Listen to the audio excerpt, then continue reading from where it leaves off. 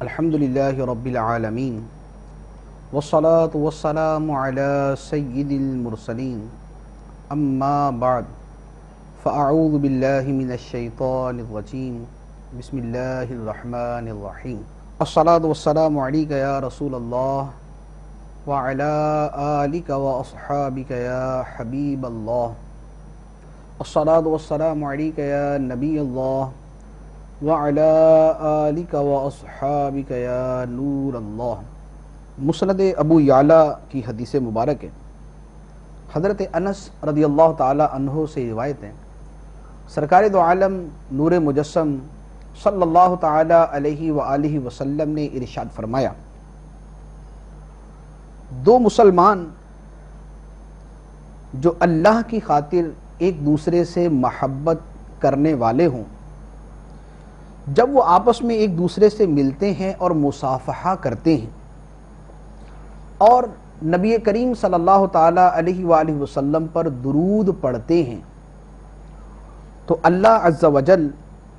ان کے آپس میں جدا ہونے سے پہلے ان کے اگلے اور پچھلے گناہ معاف فرما دیتا ہے۔ صلو علی الحبیب صلی اللہ تعالی علی محمد صلی اللہ علیہ وسلم۔ فیضان قرآن کے آج کے اس سلسلے میں ہم سورہ بقرہ کی آیت نمبر 151 سے تفسیر قرآن سنیں گے۔ اللہ عز و جل ارشاد فرماتا ہے، بسم اللہ الرحمن الرحیم، کما ارسلنا فیکم رسولا منکم یتلو علیکم آیاتنا ویزکیکم ویعلمکم الکتاب والحکمہ ویعلمکم ما لم تکونوا تعلمون، جیسا کہ ہم نے تمہارے درمیان تم میں سے ایک رسول بھیجا جو تم پر ہماری آیتیں تلاوت فرماتا ہے اور تمہیں پاک کرتا ہے اور تمہیں کتاب اور پختہ علم سکھاتا ہے اور تمہیں وہ تعلیم فرماتا ہے جو تمہیں معلوم نہیں۔ گزشتہ آیات کے اندر اللہ عز و جل نے اپنی ایک بہت بڑی نعمت خانہ کعبہ کا تذکرہ فرمایا تھا۔ اس آیت مبارکہ میں اس سے بھی بڑی نعمت حضور پر نور سید المرسلین صلی اللہ تعالی علیہ وآلہ وسلم کا تذکرہ ہے، اور ان دونوں نعمتوں کا تعلق سیدنا ابراہیم علی نبینا و علیہ الصلاۃ والسلام کی ذات مبارکہ کے ساتھ ہے، کیونکہ خانہ کعبہ یہ تعمیر خلیل، بنائے خلیل ہے، اور حضور پر نور صلی اللہ تعالی علیہ وآلہ وسلم دعائے خلیل ہیں۔ خانہ کعبہ کو ابراہیم علیہ الصلاۃ والسلام نے تعمیر فرمایا، اور اس تعمیر کے بعد سرکار دو عالم صلی اللہ علیہ وسلم کے لیے حضرت ابراہیم علیہ الصلاۃ والسلام نے دعا کی۔ چنانچہ اللہ عز و جل نے یہاں پر انہی صفات کا تذکرہ فرمایا جن صفات کے لیے حضرت ابراہیم علیہ الصلاۃ والسلام نے دعا فرمائی تھی۔ ارشاد فرمایا کہ ہم نے تم میں ایک رسول بھیجا جو تم پر ہماری آیتوں کی تلاوت فرماتا ہے، تمہارا تزکیہ کرتا ہے، تمہیں کتاب اور حکمت سکھاتا ہے، اور تمہیں وہ کچھ سکھاتا ہے جو تم نہیں جانتے۔ اب جو ہم نہیں جانتے، سرکار دو عالم صلی اللہ تعالی علیہ وآلہ وسلم نے ہمیں وہ کچھ سکھایا۔ اب اس میں کیا کیا شامل ہے؟ سب سے پہلے تو اس کے اندر قرآن اور احکام شریعت آتے ہیں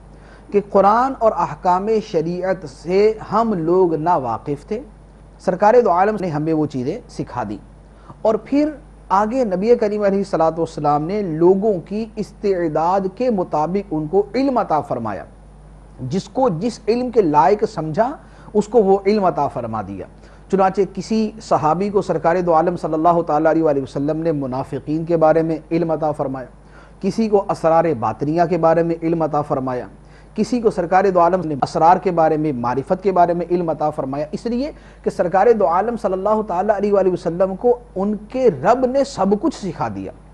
ارشاد فرمایا وَعَلَّمَكَ مَا لَمْ تَكُنْ تَعْلَمْ وَكَانَ فَضْلُ اللَّهِ عَلَيْكَ عَظِيمًا، اے حبیب آپ کے رب نے آپ کو وہ سب کچھ سکھا دیا جو آپ نہ جانتے تھے، اور آپ کے رب کا آپ کے اوپر بہت بڑا فضل ہے۔ اور اسی کے سیاق کے اندر قصیدہ بردہ شریف کے اندر ایک مشہور شعر ہے، امام بوصیری رحمۃ اللہ علیہ فرماتے ہیں فاق النبیین فی خلق و فی خلق ولم یدانوہ فی علم ولا کرمی، سرکار دو عالم خلق اور خلق ظاہری اور باطنی حسن و جمال کے اندر تمام نبیوں پر فوقیت رہ گئے. وَلَمْ يُدَانُوهُ فِي عِلْمٍ وَلَا كَرَمٍ, اور کائنات کے اندر کوئی شخص حضور کے نہ علم میں برابر ہے اور نہ حضور کے کرم میں حضور کے برابر ہے. تو سرکار دو عالم صلی اللہ تعالیٰ علیہ وآلہ وسلم چونکہ اولین و آخرین کا علم رکھتے ہیں, اس لیے آپ نے اپنی امت کو حسب استعداد علوم عطا فرمائے. اس کے بعد ارشاد فرمایا فَاذْكُرُونِي أَذْكُرْكُمْ وَاشْكُرُوا لِي وَلَا تَكْفُرُونَ, تو تم میری یاد کرو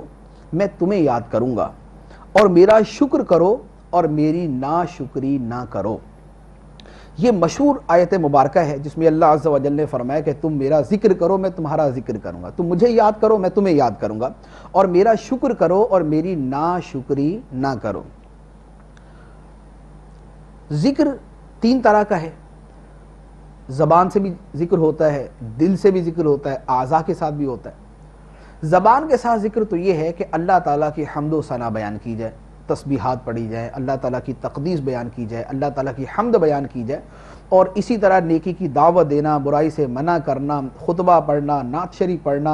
اللہ تعالیٰ کے پیاروں کا تذکرہ کرنا, یہ تمام کی تمام چیزیں زبانی ذکر میں داخل ہیں. دوسرے نمبر پہ ہے دل کے ساتھ ذکر کرنا. دل کے ساتھ ذکر کرنے کے اندر اللہ تعالیٰ کی عظمت میں غور کرنا, اللہ تعالیٰ کی نعمتوں میں غور کرنا, اللہ تعالیٰ کی قدرت میں غور کرنا, ان چیزوں میں غور و تفکر کرنا جن کے بارے میں اللہ تعالیٰ نے حکم ارشاد فرمایا کہ ان کے اندر غور کرو. جیسے قرآن پاک کے اندر جگہ جگہ فرمایا کہ آسمان و زمین کی تخلیق کے اندر غور کرو, اپنی پیدائش کے بارے میں غور کرو, درختوں کے بارے میں غور کرو کہ اللہ تعالیٰ کی قدرت کی کتنی نشانیاں ان کے اندر موجود ہیں. تو یہ غور و فکر کرنا, یہ دل کے ساتھ اللہ تعالیٰ کا ذکر کرنا ہے. اسی طرح علماء کرام اور مجتہدین عظام کا شرعی مسائل کے اندر غور و فکر کرنا, جو اپنے دل و دماغ کے ساتھ کرتے ہیں, یہ غور و فکر کرنا یہ دل کے ساتھ اللہ تعالیٰ کا ذکر کرنے میں داخل ہے. تیسرے نمبر پہ اعضاء کے ساتھ اللہ کا ذکر کرنا. اعضاء کے ساتھ اللہ کا ذکر کرنا یہ ہے کہ آدمی اپنے اعضاء کو اللہ تعالیٰ کی فرما برداری کے کاموں میں مشغول رکھے,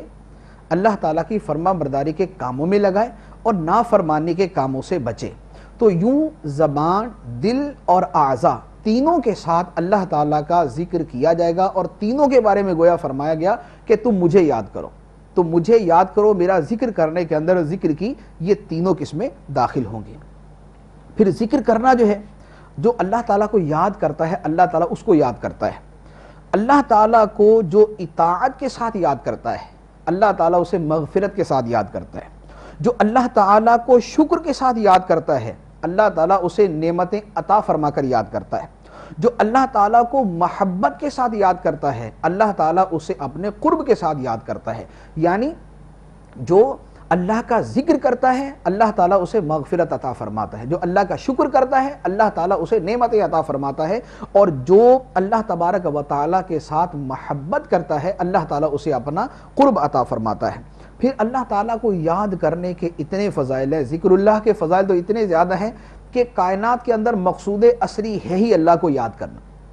قرآن پاک کی کتنی آیات جن کے اندر بکثرت اللہ کو یاد کرنے کا حکم فرمایا گیا, یہاں تک فرمایا کہ ایمان والوں کی حالت یہ ہے کہ وہ اللہ کو بیٹھے ہوئے, کھڑے ہوئے اور پہلوؤں کے بل لیٹے ہوئے ہر حال میں اللہ کو یاد کرتے ہیں. اور پھر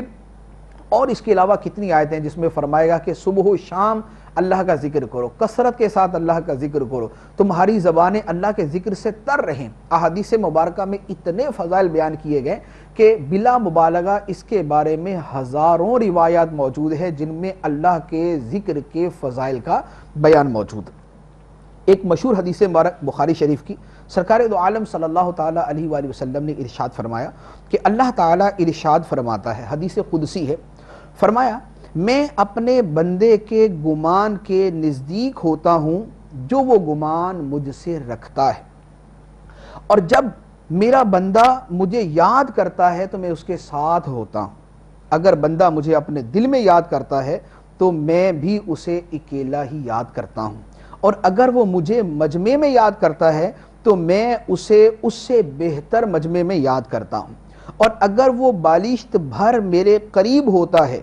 تو میں ایک گز بھر اس کے قریب ہوتا ہوں, اور اگر میرا بندہ میری طرف چل کر آتا ہے تو میں اس کی طرف دوڑ کر جاتا ہوں۔ تو یہ اللہ تعالیٰ کے ذکر کرنے کے، اللہ تعالیٰ کے یاد کرنے کے فضائل۔ یہاں جو یہ فرمایا کہ بندہ ایک بالشت قریب ہوتا ہے تو اللہ تعالیٰ ایک گز قریب ہوتا ہے، بندہ چل کے آتا ہے تو اللہ تعالیٰ اس کے طرف دوڑ کے جاتا ہے، اس سے مراد اللہ تعالیٰ کی رحمت ہے کہ بندہ ایک بالشت اللہ کے قریب ہوتا ہے، اللہ کی رحمت ایک گز پر اس کے قریب ہو جاتی ہے۔ بندہ اللہ کی طرف چل کر آتا ہے، اللہ تعالیٰ کی رحمت اس کی طرف دوڑ کر جاتی ہے، یعنی اللہ تعالیٰ کی رحمت اس سے زیادہ تیزی کے ساتھ اس کی طرف جاتی ہے، ورنہ اللہ تعالیٰ قریب ہونے، دور ہونے، جسمانی اعتبار سے اور اسی طرح چلنے، دوڑنے، ان چیزوں سے پاک ہے۔ اس کے علاوہ احادیث مبارکہ بکثرت موجود ہے جن کے اندر ذکر اللہ کے فضائل ہیں۔ ایک حدیث مبارک میں فرمایا کہ اللہ کا ذکر ایمان کامل کی نشانی ہے۔ ایک حدیث میں فرمایا کہ ذکر اللہ دنیا و آخرت کی ہر بھلائی پانے کا ذریعہ ہے۔ ایک حدیث میں فرمایا ذکر الہی عذاب الہی سے نجات دلانے والا ہے۔ ایک حدیث مبارک میں فرمایا کہ ذکر کرنے والے قیامت کے دن بلند درجات میں ہوں گے۔ ایک حدیث میں فرمایا کہ ذکر کے حلقے جنت کی کیاریاں ہیں۔ ایک حدیث میں فرمایا کہ ذکر کرنے والوں کو فرشتے گھیر لیتے ہیں اور اللہ کی رحمت انہیں ڈھانپ لیتی ہے۔ ایک حدیث میں ہے کہ شب قدر میں اللہ کا ذکر کرنے والے کو حضرت جبرائیل امین علیہ السلام دعائیں دیتے ہیں۔ ایک حدیث میں ہے ذکر کرنے والوں کی صحبت میں بیٹھنے والا بھی رحمت الہی سے محروم نہیں رہتا۔ ایک حدیث مبارک میں ہے اللہ کا ذکر کرنے سے شیطان دل سے ہٹ جاتا ہے، اور ایک حدیث میں ہے اللہ کے ذکر سے دل صاف ہو جاتے ہیں۔ تو یہ ذکر اللہ کے چند ایک فضائل عرض کیے ہیں، اس کے علاوہ سینکڑوں کی تعداد میں احادیث مبارکہ موجود۔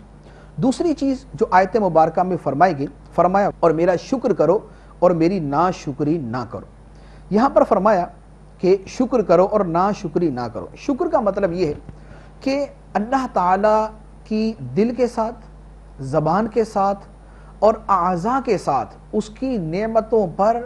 ایک احساس تشکر آدمی کے اندر پایا جائے کہ ایسا فعل کرے جو اللہ تعالیٰ کی نعمت کی قدر کرنے پر دلالت کرے، اور اس بات پر دلالت کرے کہ ہم اللہ تعالیٰ کے شکر گزار ہیں کہ اس نے ہمیں یہ نعمت عطا فرمائی۔ تو شکر جو ہے یہ نعمت کے مقابلے میں ہوتا ہے، اور یہ زبان کے ساتھ بھی ہوتا ہے، دل کے ساتھ بھی ہوتا ہے اور اعضاء کے ساتھ بھی ہوتا ہے۔ اور فرمایا میری ناشکری نہ کرو۔ ناشکری کرنے کا سب سے برا پہلو یہ ہے کہ اللہ تعالیٰ کی دی ہوئی نعمت کو اللہ تعالیٰ کی نافرمانی کے کام میں خرچ کر دیا جائے۔ اللہ تعالیٰ کی دی ہوئی نعمت کو اللہ تعالیٰ کی نافرمانی میں لگا دیا جائے، یہ اس نعمت کی ناشکری ہے۔ اب اسی پر آپ ہر چیز کو قیاس کر سکتے ہیں۔ جیسے اللہ تعالیٰ نے کسی کو مال دیا اور وہ مال اللہ تعالیٰ کی نافرمانی میں خرچ کرتا ہے، وہ گناہ کے کاموں میں خرچ کرتا ہے، تو اس نے نعمت مال کا شکر ادا نہیں کیا بلکہ اس نعمت کی ناشکری کی۔ اسی طرح اللہ تعالیٰ نے ہمیں ہاتھ عطا فرمائے، آنکھیں عطا فرمائی، زبان عطا فرمائی، کان عطا فرمائے۔ اب جو آدمی اللہ کی ان نعمتوں کو اللہ کی نافرمانی میں خرچ کرتا ہے، کانوں کو گناہ کی باتیں سننے میں، گانے سننے کے اندر لگاتا ہے، زبان کو فحش گوئی میں، غیبت میں، چغلی میں، بہتان میں، الزام تراشی میں لگاتا ہے، آنکھوں سے بدنگاہی کرتا ہے، پاؤں کے ساتھ برائی کی جگہ پہ چل کر جاتا ہے، ہاتھوں کے ساتھ کسی پر ظلم کرتا ہے، کسی بے بس کو مجبور کرتا ہے، کسی کو تنگ کرتا ہے، تو یہ ساری چیزیں وہ ہیں کہ آدمی نے ان اعضاء کے ذریعے جو اللہ تعالیٰ کا شکر ادا کرنا تھا اس کی بجائے اس نے ناشکری کی۔ تو ان تمام چیزوں کے حوالے سے فرمایا گیا کہ میرا شکر ادا کرو اور میری ناشکری نہ کرو۔ ہر نعمت پر شکر کرنے کا حکم ہے اور ہر نعمت کے اندر ناشکری کرنے سے منع کیا گیا۔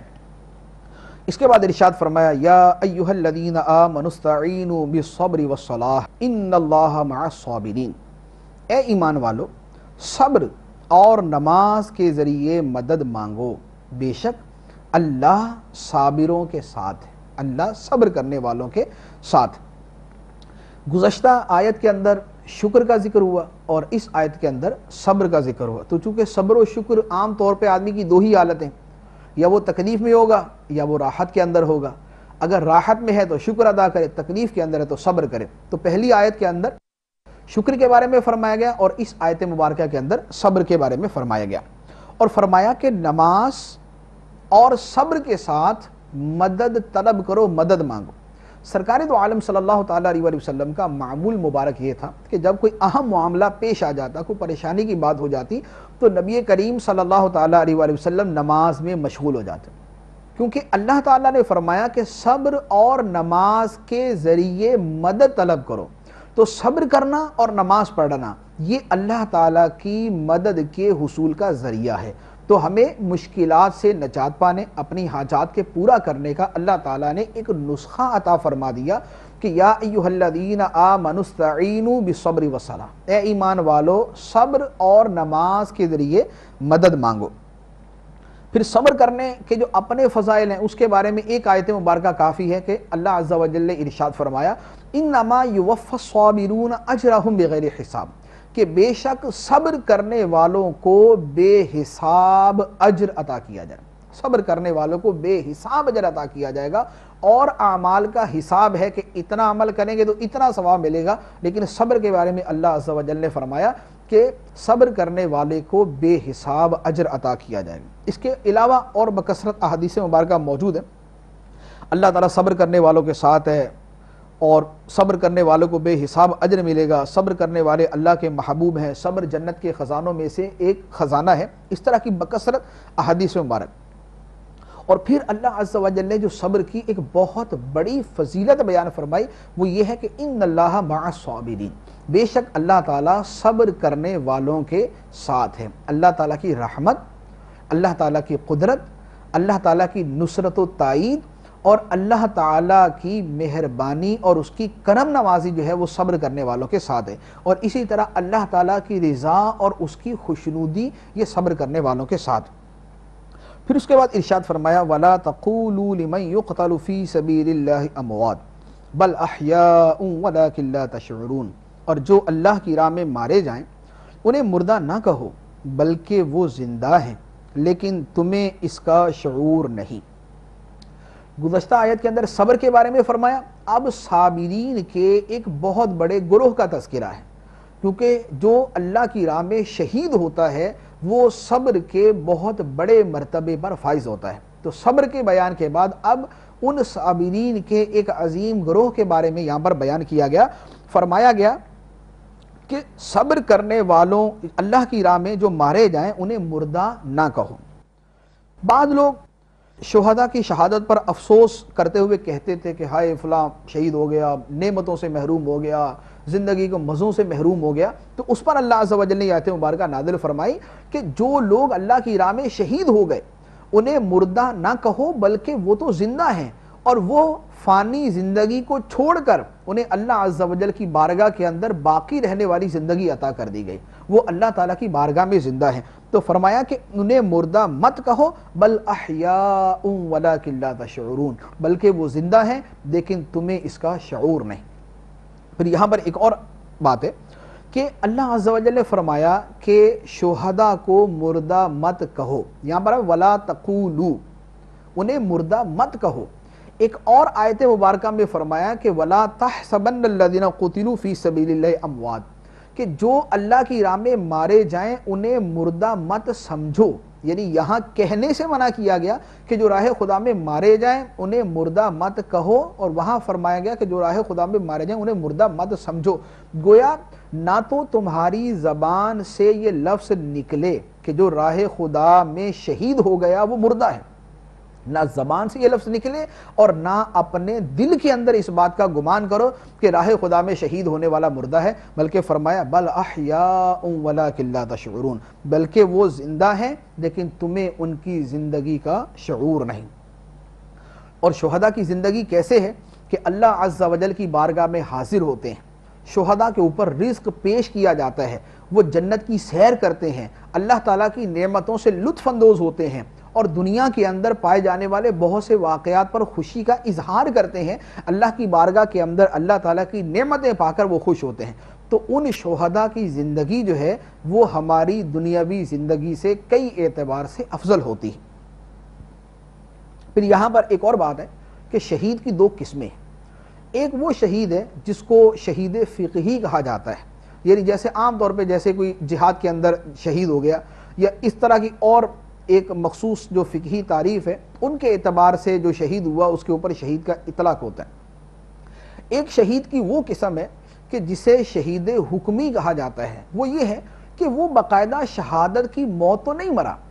لیکن اللہ تعالیٰ بعض اسباب کی بنا پر اسے شہادت کا ثواب عطا فرماتا ہے، اسے شہادت کا ثواب عطا فرماتا ہے۔ جیسے فرمایا گیا کہ جو ڈوب کر مرا وہ شہید ہے، جو طاعون کے اندر مسلمان مرا وہ شہید ہے، جو جلنے سے مرا وہ شہید ہے، جو سواری سے گر کر مرا وہ شہید ہے، جو پیٹ کی بیماری میں مرا وہ شہید ہے۔ اسی طرح درود شریف پڑھنے کی فضیلت میں ہے کہ اتنا درود شریف پڑھتا ہو وہ فوت ہوا وہ شہید ہے۔ تو اس طرح کی ایک بہت بڑی جو ہے وہ ایک تفصیل احادیث مبارک میں موجود ہے۔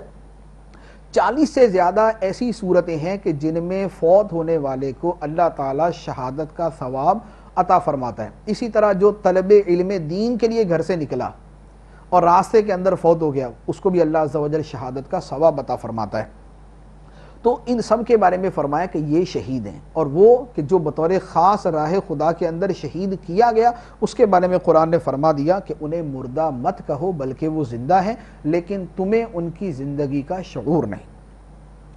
اس کے بعد ارشاد فرمایا وَلَنَبْلُوَنَّكُمْ بِشَيْءٍ مِّنَ الْخَوْفِ وَالْجُوعِ وَنَقْصٍ مِّنَ الْأَمْوَالِ وَالْأَنفُسِ وَالثَّمَرَاتِ وَبَشِّرِ الصَّابِرِينَ، اور ہم ضرور تمہیں کچھ ڈر اور بھوک سے اور کچھ مالوں اور جانوں اور پھلوں کی کمی سے آزمائیں گے، اور صبر کرنے والوں کو خوشخبری سنا دو۔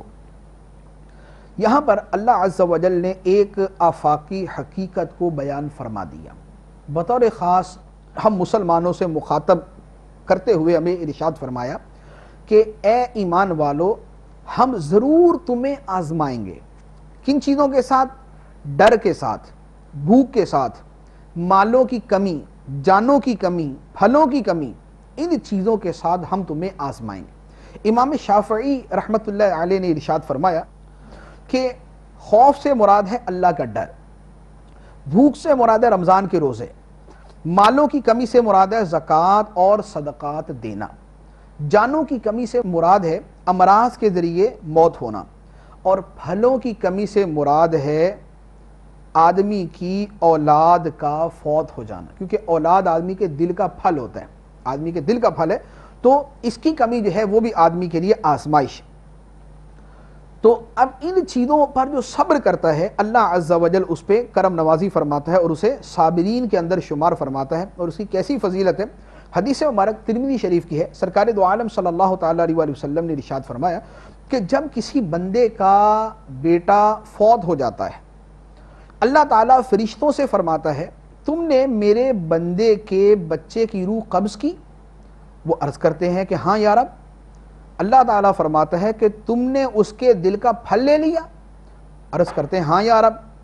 اللہ تعالیٰ فرماتا ہے اس پر میرے بندے نے کیا کہا؟ فرشتے عرض کرتے ہیں کہ اے مولا، اس بندے نے تیری حمد کی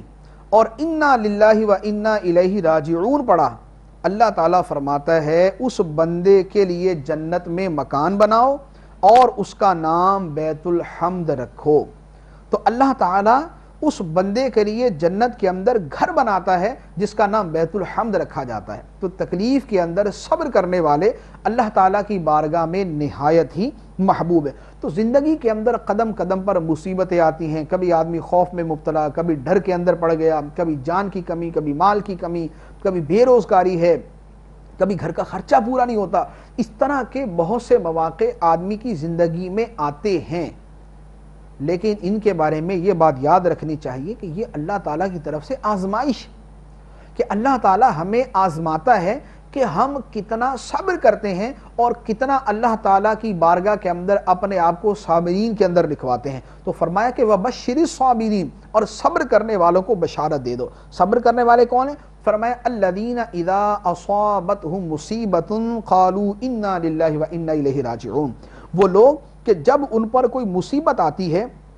تو کہتے ہیں انا للہ و انا الیہ راجعون، جب ان پہ مصیبت آتی ہے تو وہ کہتے ہیں کہ ہم اللہ ہی کے ہیں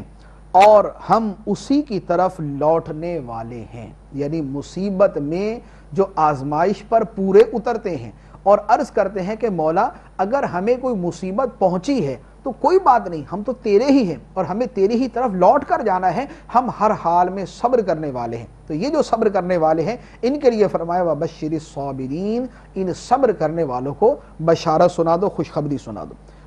حدیث مبارک میں سرکار دو عالم صلی اللہ تعالیٰ علیہ وآلہ وسلم نے ارشاد فرمایا، مصیبت کے وقت انا للہ و انا الیہ راجعون پڑھنا رحمت الہی کے نزول کا ذریعہ ہے۔ اور ایک اور حدیث مبارک میں ہے کہ مومن کی تکلیف کو اللہ تعالیٰ اس کے گناہوں کا کفارہ بنا دیتا ہے۔ اور ایک اور حدیث مبارک میں فرمایا کہ سرکار دو عالم صلی اللہ تعالیٰ علیہ وآلہ وسلم کا ایک مرتبہ چراغ بجھ گیا تو آپ نے پڑھا انا للہ و انا الیہ راجعون۔ عرض کی گئی کہ یا رسول اللہ یہ بھی مصیبت ہے؟ فرمایا ہاں یہ بھی مصیبت ہے۔ اور پھر فرمایا کہ ہر وہ چیز جو مومن کو اذیت دے وہ اس کے لیے مصیبت ہے اور اس پر اجر ہے۔ ہر وہ چیز جو مومن کو تکلیف دے وہ مصیبت ہے اور اس پر اجر ہے۔ اس سے کئی باتیں پتہ چلی۔ ایک تو یہ ہے کہ ہر مصیبت میں انا للہ و انا الیہ راجعون پڑھنا چاہیے۔ ہمارے یہاں معروف یہ ہے کہ صرف فوت ہونے کے اوپر ہی یہ پڑھا جاتا ہے، کسی کے فوت ہونے کی اطلاع ملتی ہے تو ہم پڑھتے ہیں انا للہ و انا الیہ راجعون۔ تو یہ صرف اس موقع کے لیے نہیں، کوئی بھی مصیبت آئے، خواہ بجلی بند ہو جائے یا کوئی اور مصیبت آ جائے، کوئی خبر پتہ چلے کہ فلاں کے ایکسیڈنٹ ہو گیا ہے یا کوئی اور اس طرح کے نقصان کا کام ہو گیا، تو ہر مصیبت پر انا للہ و انا الیہ راجعون پڑھنا چاہیے۔ کہ سرکار دو عالم صلی اللہ تعالیٰ علیہ وسلم نے چراغ بجھنے پر بھی انا للہ و انا الیہ راجعون پڑھا۔ اور پھر یہ کہ ہر مصیبت پہ صبر کرنا چاہیے، اللہ تعالیٰ ہر مصیبت پر صبر کرنے پہ اجر عطا فرماتا ہے۔ مزید ارشاد فرمایا اولئک علیہم صلوات من ربہم ورحمہ واولئک هم المہتدون، یہ وہ لوگ ہیں جن پر ان کے رب کی طرف سے بخششیں اور رحمت ہیں اور یہی لوگ ہدایت یافتہ ہیں۔ یعنی جو صبر کرنے والے ہیں، جو جان مال اولاد کی کمی کے اوپر تکلیف اور ڈر کے اندر صبر کرنے والے ہیں، اللہ تعالیٰ فرماتا ہے کہ یہ وہ لوگ ہیں جو اللہ کی رحمت اور اس کے درود کے مستحق ہیں اور یہ لوگ ہدایت پانے والے ہیں۔ اس کے بعد اللہ عز و جل نے ارشاد فرمایا ان الصفا والمروۃ من شعائر اللہ فمن حج البیت او اعتمر فلا جناح علیہ ان یطوف بہما ومن تطوع خیرا فان اللہ شاکر علیم۔ بے شک صفا اور مروہ اللہ کی نشانیوں میں سے ہیں، تو جو اس گھر کا حج یا عمرہ کرے اس پر کچھ گناہ نہیں کہ ان دونوں کے چکر لگائے، اور جو کوئی اپنی طرف سے بھلائی کرے تو بے شک اللہ نیکی کا بدلہ دینے والا خبردار ہے۔ پیچھے چونکہ صبر کا بیان چلتا آ رہا ہے، پہلے صبر کے بارے میں فرمایا، پھر شہداء کے بارے میں فرمایا، اب بطور خاص ان صابرین میں سے چند افراد کا بطور خاص ذکر کیا گیا جو حضرت ہاجرہ اور حضرت اسماعیل علیہ الصلوۃ والسلام رضی اللہ تعالی عنہ ان کے حوالے سے ہے۔ تو یہاں صفا اور مروہ کا بیان کیا گیا۔ یہ وہ مقام کہ جہاں حضرت ابراہیم علیہ الصلوۃ والسلام اپنی زوجہ محترمہ اور اپنے بیٹے کو ان سنگلاخ چٹانوں اور بیابان کے اندر چھوڑ کر تشریف لے گئے اللہ تعالیٰ کے حکم کے اوپر، اور انہوں نے صبر کیا اور اللہ تعالیٰ نے وہاں پر پانی کا چشمہ جاری کر دیا۔ جو صفا مروہ کا مشہور واقعہ ہے کہ جب پیاس لگی، پانی تھا نہیں، حضرت اسماعیل علیہ الصلوۃ والسلام پانی کے لیے بے قرار تھے، تو حضرت ہاجرہ رضی اللہ تعالی عنہا پانی کی تلاش میں صفا سے مروہ، مروہ سے صفا یوں جو ہے بار بار چکر لگا رہی تھی۔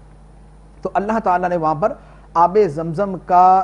چشمہ جاری فرما دیا، اور وہ چشمہ تب سے لے کر اب تک جاری ہے۔ اس صبر کا نتیجہ اور اس صبر کا پھل اب تک کائنات اس سے فائدہ اٹھا رہی ہے، اور قیامت تک لوگ اس صبر کے نتیجے سے فائدہ اٹھاتے رہیں۔ تو یہ صبر کی برکت ہے کہ صبر کی بنا پر اللہ عز و جل نے آب زمزم کا وہ کنواں جاری فرمایا، اور اس سے لوگ آج تک اس بابرکت پانی سے سیراب ہو رہے ہیں۔ تو اس صفا اور مروہ کے بارے میں فرمایا کہ صفا اور مروہ اللہ کی نشانیاں ہیں۔ اللہ کی نشانیاں کس طرح؟ اللہ کی نشانیاں یوں کہ یہاں چونکہ حضرت ہاجرہ رضی اللہ تعالی عنہا کے قدم لگے تھے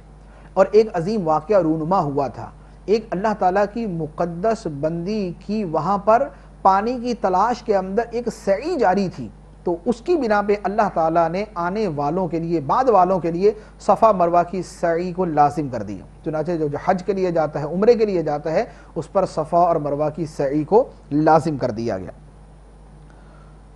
تو اسے یہ بھی پتہ چلا کہ صالحین اور نیک لوگوں کے ساتھ جس شے کی نسبت ہو جاتی ہے وہ شے بابرکت بن جاتی ہے، وہ اللہ تعالیٰ کی بارگاہ میں مقبول ہو جاتی ہے۔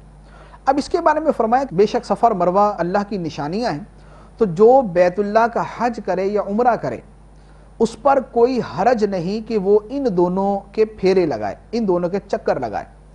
وَمَن تَطَوَّعَ خَيْرًا فَإِنَّ اللَّهَ شَاكِرٌ عَلِيمٌ، اور جو کوئی اپنی طرف سے بھلائی کرے تو بے شک اللہ نیکی کا بدلہ دینے والا خبردار ہے۔ یہاں پر جو فرمایا جو حج یا عمرہ کرے اس پر حرج نہیں، اصل میں اس کا ایک بیک گراؤنڈ ہے، اس کا ایک خاص شان نزول ہے۔ زمانہ جاہلیت کے اندر صفا اور مروہ پر دو بت تھے، ایک کا نام اصاف اور دوسرے کا نام نائلہ تھا۔ مشرکین جب حج یا عمرہ کرتے اور صفا مروہ کی سعی کرتے تو ان کی عادت تھی کہ جب صفا پہ آتے تو جو وہاں بت ہوتا تھا اس کے اوپر تبرک کے طور پہ ہاتھ پھیرتے، جب مروہ پر آتے تو جو بت وہاں پر ہوتا تھا اس پر ہاتھ پھیرتے۔ جب زمانہ اسلام آیا بت وہاں سے ختم کر دیے گئے۔ اب مسلمانوں کے دل میں چونکہ وہ سابقہ نقشہ موجود تھا، اس لیے ان کے دل میں اس کے بارے میں ایک تردد پیدا ہوا کہ صفا اور مروہ پر جو آنا جانا ہے یہ تو مشرکین ان بتوں پر ہاتھ پھیرتے تھے اور یہ فعل وہاں پر کیا کرتے تھے، تو اب ہم صفا مروہ کی سعی کریں یا نہ کریں؟ تو اس کے جواب میں یہاں پر مسلمانوں سے فرمایا گیا کہ صفا اور مروہ اللہ کی نشانیاں ہیں، جو حج یا عمرہ کرے تو اس پر کوئی حرج نہیں ہے کہ وہ صفا اور مروہ کے درمیان چکر لگائے۔ تو جو حرج اور جو تردد مسلمانوں کے دل میں تھا اس کو دور کرنے کے لیے یہاں فرمایا فلا جناح علیہ، اس پر کوئی حرج نہیں۔ تو اس کا یہ مطلب نہیں ہے کہ صفا اور مروہ کی سعی کرنے کی اجازت ہے، چاہے تو کر لے چاہے تو نہ کرے، سعی کرنا لازم ہے۔ یہاں جو حرج کے طور پہ بات ہوئی ہے تو وہ اس خاص سیاق و سبا کے اعتبار سے فرمائی گئی ہے، اور مسلمانوں سے فرما دیا کہ جب تمہاری نیت خالص ہے، عبادت الہی کی نیت ہے، کفار سے مشابہت کرنا تمہارا مقصود نہیں ہے، نہ وہاں پر بت ہیں جن پر تم نے ہاتھ پھیرنا ہے، تو تمہیں کوئی حرج نہیں کہ تم صفا مروہ کی سعی کرو۔ تو صفا مروہ کی سعی کرنا حج کے اندر واجب ہے، صفا اور مروہ کے 7 چکر لگانا، صفا سے مروہ 1 چکر، مروہ سے صفا دوسرا چکر، یوں 7 چکر پورے کرنا جو ہے یہ واجب ہے، اور اگر کوئی اس واجب کو ترک کرتا ہے تو اس کے اوپر دم دینا یعنی قربانی کرنا لازم ہوتا ہے۔ اس کے بہت سارے احکام ہیں، مزید تفصیلات کے لیے بہار شریعت کے حصہ نمبر 6 کا مطالعہ فرمائے، وہاں پر حج اور عمرہ کے تفصیلی مسائل موجود۔ اس کے بعد ارشاد فرمایا بے شک وہ لوگ جو ہماری اتاری ہوئی روشن باتوں اور ہدایت کو چھپاتے ہیں، حالانکہ ہم نے اسے لوگوں کے لیے کتاب میں واضح فرما دیا ہے، تو ان پر اللہ لعنت فرماتا ہے اور لعنت کرنے والے ان پر لعنت کرتے ہیں۔ یہاں ان لوگوں کا بیان ہے کہ جن پر اللہ تعالیٰ نے روشن نشانیاں اور ہدایت کو واضح کر دیا۔ یہاں اس کے اولین مصداق اور مراد جو ہیں وہ تو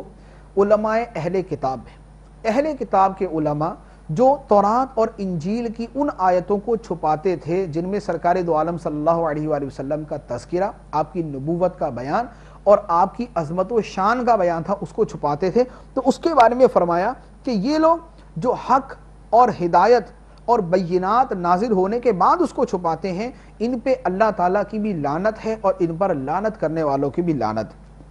تو اس سے یہ پتہ چلا، ایک تو یہ ہے کہ سرکار دو عالم صلی اللہ تعالیٰ علیہ وآلہ وسلم کی عظمت و شان کو چھپانا یہ یہودیوں کا طریقہ ہے۔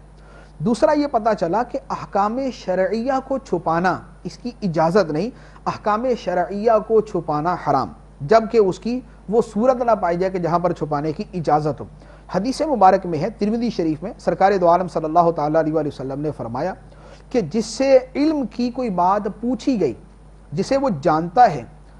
لیکن پھر بھی وہ اسے چھپا لیتا ہے تو قیامت کے دن اسے آگ کی لگام دی جائے گی۔ اور ایک اور حدیث مبارک میں ہے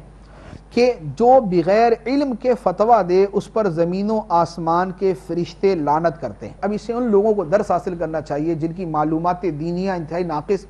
نہ قرآن کا مطالعہ، نہ حدیث کا مطالعہ، نہ فقہ کا مطالعہ، نہ دین کی معلومات ہے ان کو، اور ہر کوئی اٹھ کر جو ہے وہ فتویٰ دینا شروع کر دیتا ہے، ہر کوئی مسائل بیان کرنا شروع کر دیتا، ان لوگوں کے لیے بھی سخت وعید ہے۔